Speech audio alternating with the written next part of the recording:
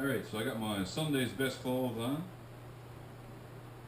and talked a little bit about the DS250. It's a great little bike, seems to be really reliable. We have had zero issue with it. Only thing I can say, and if you're watching this and you own a DS250, you probably already know, there's not a lot of power in the thing. It's a 250, and I remember years ago I had a Yamaha 225, and that thing go like stink. An old Honda, the big red three-wheeler, would pass this like it's going backwards. There's not much bottom end in it. There's lots of top end. Once you get going, she's pretty quick, but down low, like, you'd never get the front tires off the ground if you tried to pop a wheelie, which is great, I guess, for young riders and inexperienced riders. Fantastic for them because it's not too much of a machine. I mean, it looks like a racer. You look at the thing, it looks like a racer, and yes, it does go quick, because I chase after my young fella on my Polaris Sportsman 500, and I know that he's going 70 kilometers an hour or thereabouts on a flat road. We're after loading this onto my pickup truck and get halfway up the ramp and have to stop for some reason. And if you try to start off, or if I try to start off, I'm 200 pounds. When I'm on this thing, I try to start off on the loading ramps. You have to give it a lot of gas, and then it's bogging out the engine. Now, if you look up any performance parts for this machine, you'll find quickly that there aren't any. You can do a clutch kit,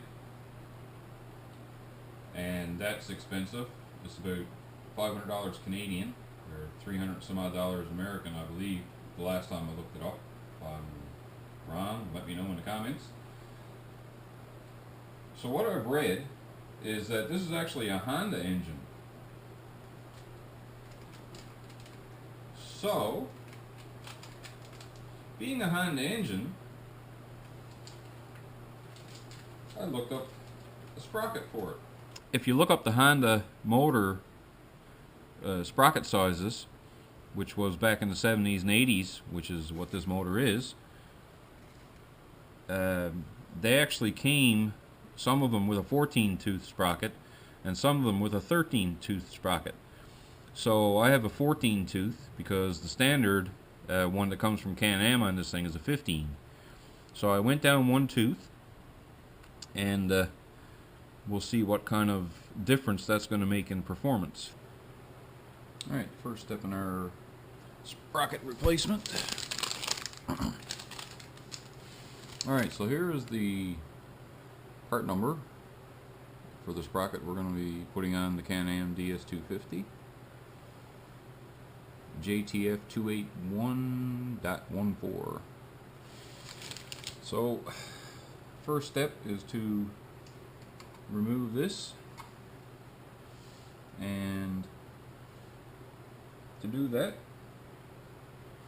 I have a 5/16 socket, and we'll remove this cover.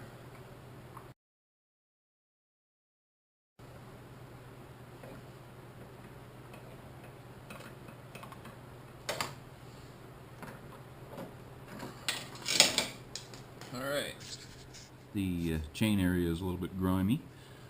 We'll be cleaning that up when we replace the sprocket.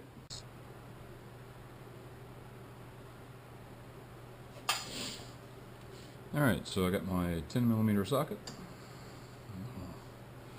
Loosen this up.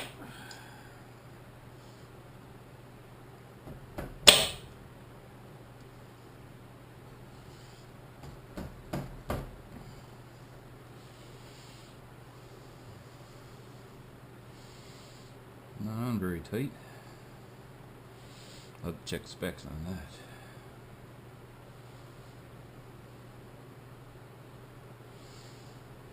So we got one bolt.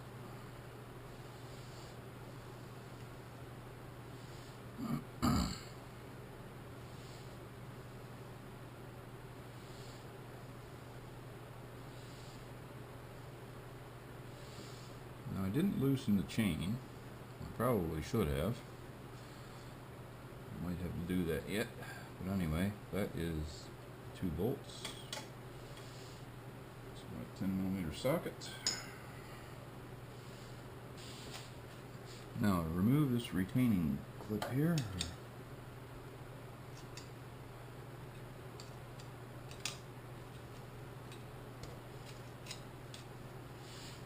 Try to remove this retaining clip.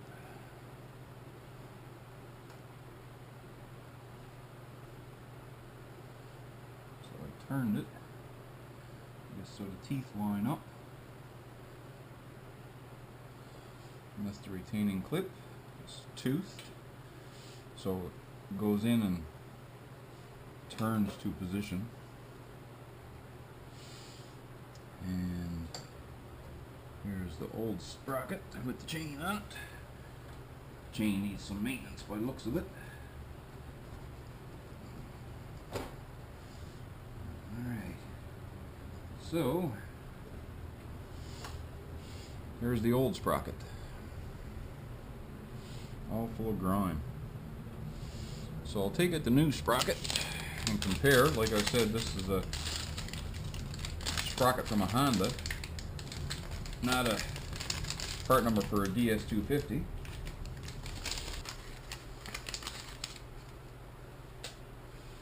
So here is the comparison.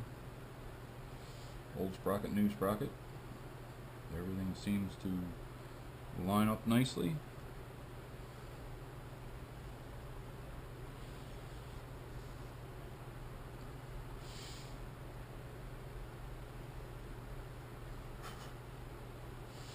Only difference I do see here is the other sprocket was a little bit loose, and this one here has a ridge on it.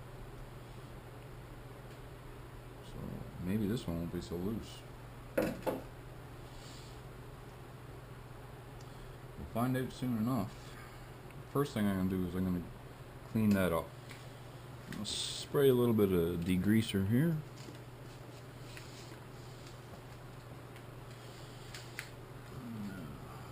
Down this area.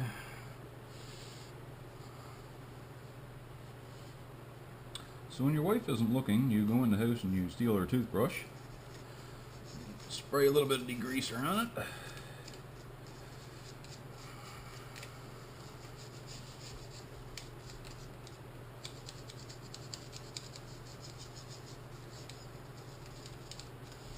Get that area cleaned up. Of course, then you clean off her toothbrush. Good as new. She'll never know. She will never know. Alright.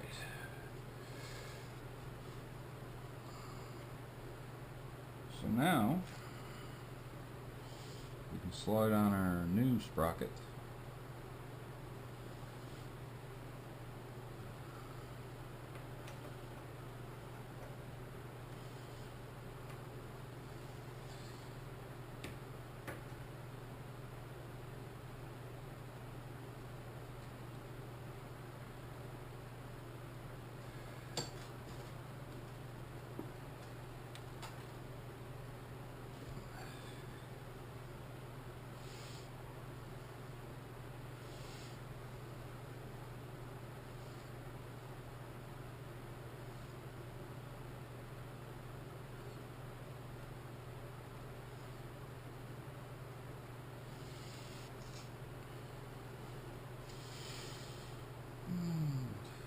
Clean up the bolts, retaining clip.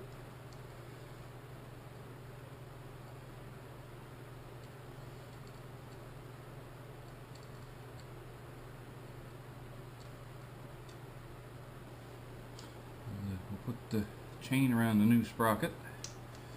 Slide that all on as one assembly. Might make it a little bit easier. Put the ridge toward the back that was on that sprocket, because the sprocket doesn't actually touch the back anyway. And rotate the counter shaft, and there we go, like that. There's a little variation between this and the other one. These are spaced, the retaining holes are spaced a little tiny bit further apart. So I just put a bigger drill bit through this, just the next size up, and drilled the hole a little bit bigger, that's all. So other than that, everything else is good. So I'll put that on. And my first retaining bolt, just with my fingers get it started. And the second one.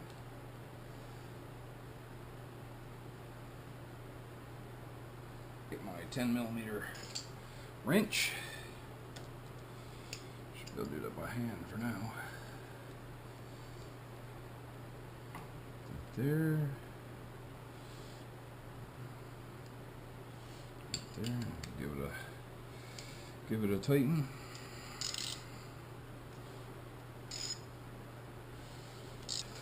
The original one wasn't a super snug fit. Just make sure I got those torqued up enough. Put this cover back on.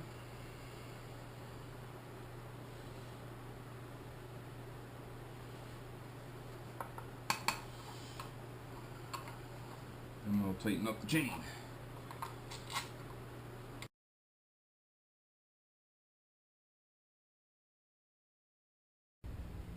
Alright, so I just did a little ride around on the DS250 after we changed the sprocket from the factory 15 tooth to the new 14 tooth sprocket.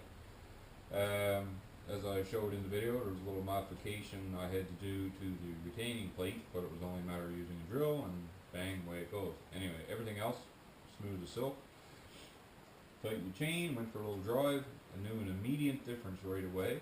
I mean, it's not a, the same as putting in a extra 10 or 15 horsepower, but I tell you, you can really feel it down low when you first start off. The bike used to be with me on it anyway. Used to labor when you first start off, but once you get going, it was fine. Right now, right from the beginning, she got a bit of snap. And I say if I pulled back on the bars hard enough, I'd probably get the front tires off the ground, although it's still not a wheeling machine. But it did make a considerable difference, and I would highly recommend dropping a tooth on this DS250, but going down one tooth on the front definitely did make a lot of difference. Thanks for watching.